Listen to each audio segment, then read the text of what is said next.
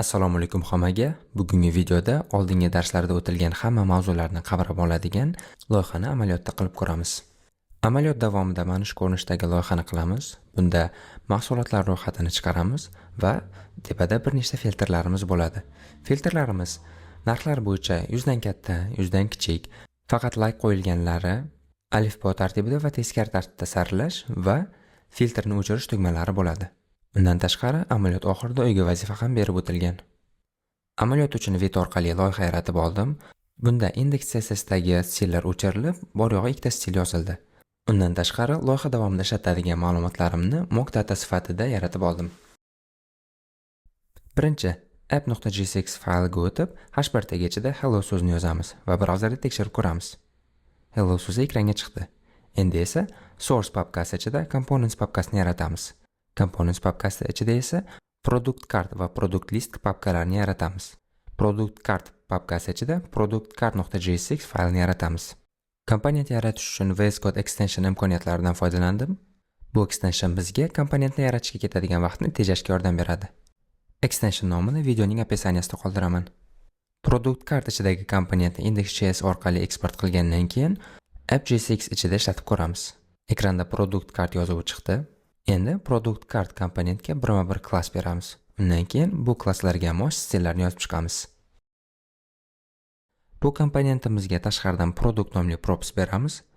Bu propsning ko'rinishi mana bu obyektning ko'rinishida bo'ladi. Obyektning qiymatini nusxalab kommentga olib qo'yamiz. Bu bizga produktda qanday filtr borligini ko'rib turishga yordam beradi. Komponentdagi har bir element va ularning klasslarini yozib olamiz. Card actions qismida esa bizga ikonka kerak bo'ladi. Ikonka uchun Lucid React paketidan foydalandim. Bu paketdan hurt, ya'ni yurakcha ikonkasini olib ishlatamiz. Endi esa kommentga olingan obyektni app.gsx ichida yangi o'zgaruvchi sifatida yozamiz va uni product card komponentiga props qilib beramiz. Brauzerga o'tib tekshirib ko'ramiz. Produkt ma'lumotlari ekranga chiqdi. Endi oldindan tayyorlangan ma'lumotlarni import qilib olib, product list komponentini yaratamiz. Bunda yana snippet imkoniyatlaridan foydalanamiz. Bu komponentimizda products nomli props bo'ladi.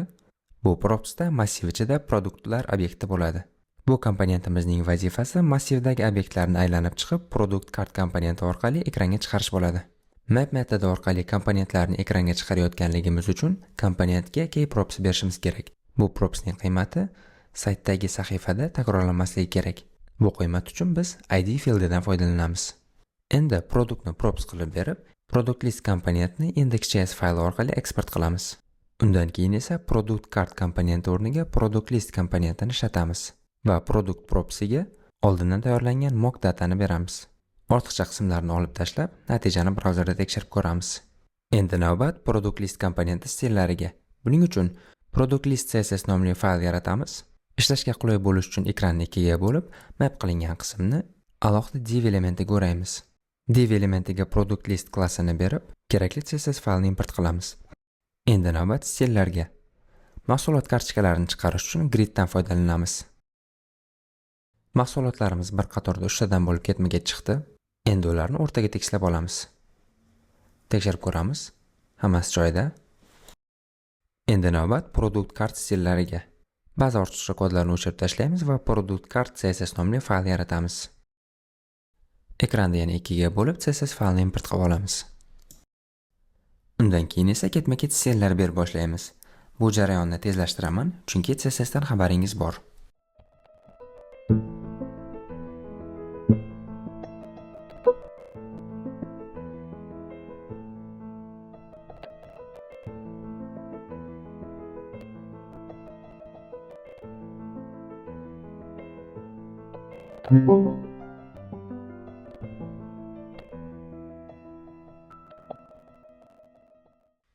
Endi funksionallikka o'tamiz. Birinchi o'rinda state orqali like qismini qilamiz. Buning uchun isLiked nomli yangi state yaratamiz.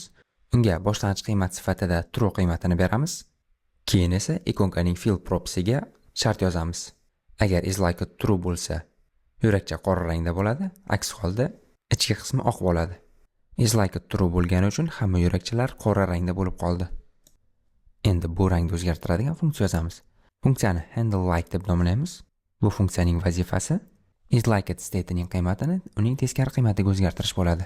Handle like funksiyamizni buttonning on-click propsiga beramiz. Brauzerda tekshirib ko'ramiz. Yurakcha bosilganda uning rangi o'zgaryapti. Avvaldan yaratib olgan ma'lumotlarimizga mos ishlashi uchun isLikeItning boshlang'ich qiymatiga produktning isLikeIt fieldi qiymatini beramiz. Hozirgi holatda yurakchalarning hammasi qora rangda, chunki mock ma'lumotlarimizdagi isLikeItlarning barchasi true, ulardan birinchisini false ga o'zgartirib, brauzerda tekshirib ko'ramiz. Mana yurakchamiz oq rangda bo'lib qoldi. Endi uchinchidagini ham false qiymatga o'zgartiramiz. Brauzerni yangilab tekshirib ko'ramiz. Mana uchinchisi ham oq rangda bo'ldi. Endi navbat filtr qismiga. Bu qism ham sodda bo'lgani uchun jarayonni tezlashtiraman.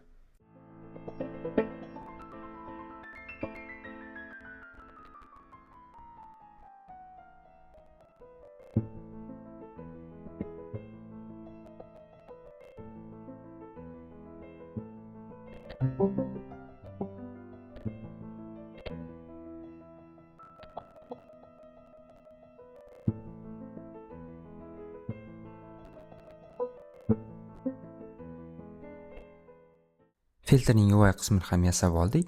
Endi uning funksionalliklariga o'tamiz. Endi products nomli state yaratamiz va uning boshlang'ich qiymatiga mock datani beramiz. Bundan maqsad filtr funksionalliklari orqali state'ni o'zgartirish, state o'zgarishi orqali UI ni ham o'zgartirish bo'ladi. Endi state'ni props qilib beramiz va birma-bir funksiyalarni yozishga o'tamiz. Qulaylik uchun yana oynani ikkiga bo'lib, filtr uchun birinchi funksiyamizni yozamiz. Birinchi funksiyamiz narxi 100 dan katta bo'lgan mahsulotlarni filtrlash vazifasini bajaradi. Filtrlangan mahsulotlar uchun yangi o'zgaruvchi yaratamiz va massivning filtr metodidan foydalanamiz. Shart sifatida esa price ning 100 dan katta qiymatini olamiz. Filtr natijasi esa setProducts ga parametr qilib beriladi. Funksiyani esa product filter komponentga props qilib beramiz va bu propsni filtrdagi birinchi buttonning on-click propsiga beramiz. Brauzerni yangilab birinchi buttonni bossak, bizga narxi 100 dan yuqori bo'lgan mahsulotlarni filtrlab berish kerak. Tekshirib chiqamiz. Hamma mahsulotlarning narxi 100 dan baland. Endi navbat narxi 100 dan kam bo'lgan mahsulotlarni filtrlaydigan funksiyaga. Bu funksiya birinchi funksiyaga o'xshaydi, faqat katta belgisini kichikka o'zgartirib qo'shimiz kerak.